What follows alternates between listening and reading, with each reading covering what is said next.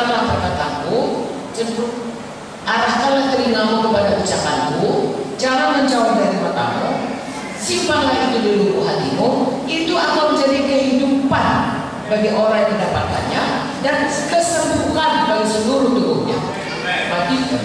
Amsal 4 ayat 20, 21, 22 ayat 3 berkata, jagalah hatimu dengan segala kewaspadaan, karena dari sanalah terpancar kehidupan. Begitulah kita harus memperlakukan firman Tuhan itu sungguh-sungguh, ya, sehingga itu menjadi kehidupan kepada kita. Misalnya contohnya saya, sebelum saya 100 selamat, saya itu pemarah. Artinya kalau orang, istilahnya begini, saya tidak ganggu orang, tapi kalau orang ganggu saya nggak mau. Tapi waktu itu saya tidak tahu, saya pikir itulah hidup yang benar. Ya, saya tidak mau bikin jahat, tapi orang jangan bikin jahat. Padahal firman Tuhan berkata, musuh pun diberkati, harus mengampuni. Saya tidak tahu sampai satu waktu, saya baca firman Tuhan, orang yang berutang 10.000 talenta itu diampuni raja, lalu dia utang orang 100 dinar tidak diampuninya, dicekeknya kalau itu. Tuhan marah, raja itu marah. Saya bertobat soalnya. Saya belajar secara itu untuk mengampuni siapa saja dalam hidup saya, karena Tuhan lebih dahulu mengampuni saya. Dan firman Tuhan berkata, kalau kau tidak mengampuni, dosamu pun tidak diampuni. Saya tahu dari awalnya mengikuti Tuhan, semua itu oleh karena pengampunan Tuhan. Jadi Tuhan mengampuni, kita juga mengampuni. Jadi menjadi kehidupan kepada kita, berubah hidup kita. Dan anak-anak ini seperti dikatakan tadi, dia nggak mau makanan keras yang mengubahkan hidupnya.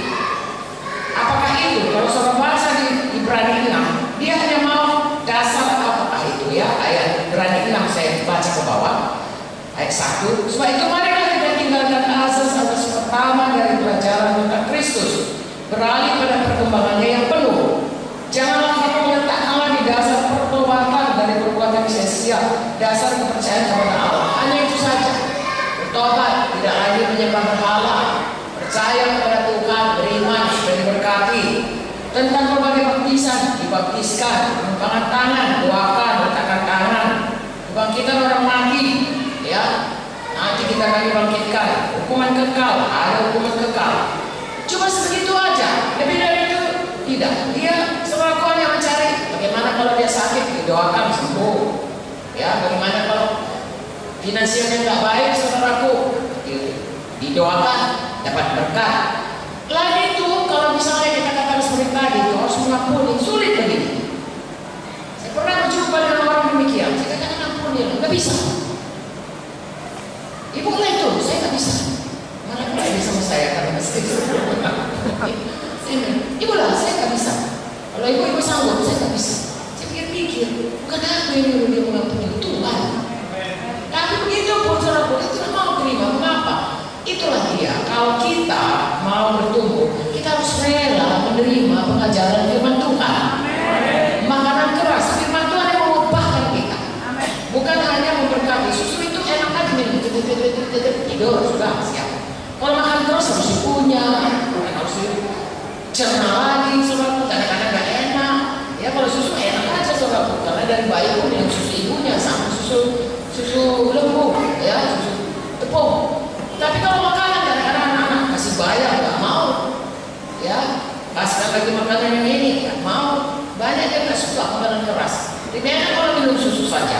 Tetapi kalau kita mau bertumbuh sehat, kita mesti rela diberi firman Tuhan supaya kita boleh selalu berubah, bertumbuh menjadi dewasa. Inilah dia.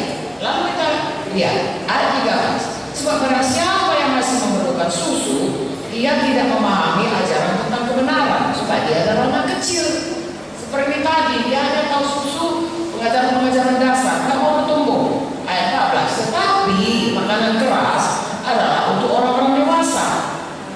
Oleh karena mempunyai panca indera yang terlatih untuk membedakan yang baik daripada yang jahat, panca indera rohani. Saya dan saudara hidup terutama mengikuti panca indera kita. Apa yang kita lihat, apa yang kita dengar, apa yang kita cecak, apa yang kita rasakan, dan apa yang kita cium. Itulah panca indera. dari itulah kita hidup. Misalnya saudaraku, kalau kita lihat ya hari ini ada bom di Medan ya, kita lihat sudah bom meledak dengan bom, saudaraku kita kan bereaksi lari dari situ. Itulah misalnya, itu yang paling khas. Lalu kita lihat saudaraku di TV, bagaimana orang itu misalnya, oh makan ini, maka kau akan secantik ini, kulitmu mulus. Lalu kita ingin seperti itu, dan kita lihat. Tetapi saudaraku, kalau kita ini hanya melihat dengan penglihatan saja, itu manusia duniawi. Reaksinya adalah reaksi panca indera duniawi. Tuhan memberikan kepada kita, perhatikan sayang, sesudah kita selamat, kita ini lahir baru, ada Roh Kudus. Roh Kudus itu adalah pribadi. Dia juga mempunyai panca indera rohani adalah roh.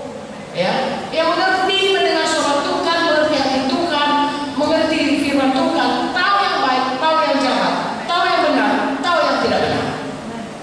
Kalau anak-anak saudaraku, dia karena panca inderanya atau karena makanannya hanya makanan bayi-bayi, dia nggak tahu itu membedakan itu.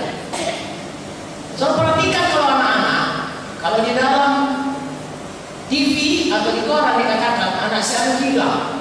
Kalau misalnya dia katakan, nanti ditanya dia mengapa dia sampai hilang.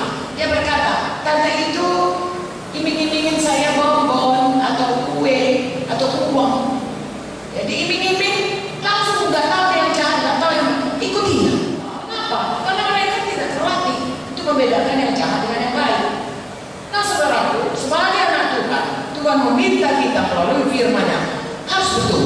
Amin. Maka tekanan keras firman Tuhan kita dengar, kita sambut, kita percaya, simpan dalam hati, kita kerjakan dengan betul. Kalau kita